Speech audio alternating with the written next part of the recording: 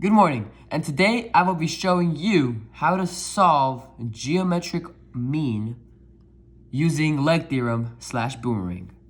Now,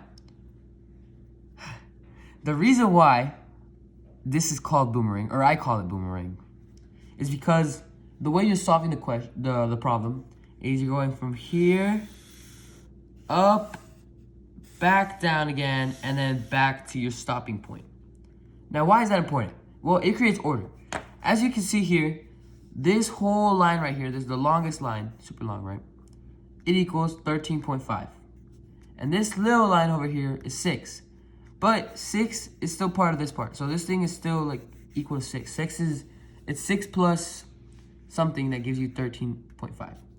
And then we're trying to find what this part is, what x is. So how do we do that? Well, if we use our boomerang method, we can see that we have to first put our longest number. So we put 13.5, do a little division mark, and we put x. The reason why is because this whole thing is longer than x, but that helps it because x will now be able to divide it. Now we do equals. Now we have to put x because now x is the longest one to 6. Now, I don't know exactly,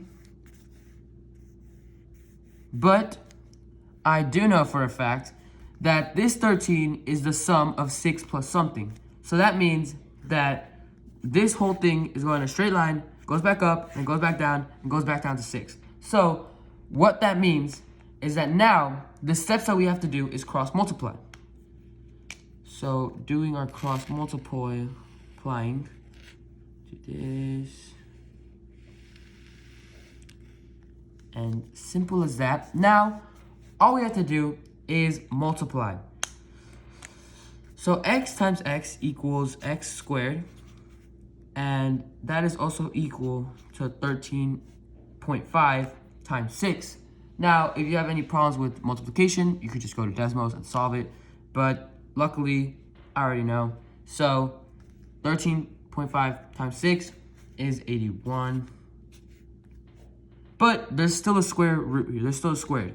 X is still squared, and that's wrong. Because it doesn't make sense that 81 is this side length compared to 13 when 13 is longer than 81. That's not true. 81 is longer than 13. So that means we have to do the square root and just, do the square root. Just boom, boom, boom, boom, boom.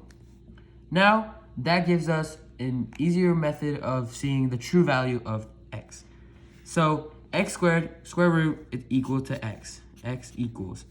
And 81, again, if you have any problems, square root of 81, Desmos, gives you the answer. But since I already know it, x equals 9, which is the square root of 81. So there we go. Now we know the missing side length, x equals 9. So we can just square it and have a good day.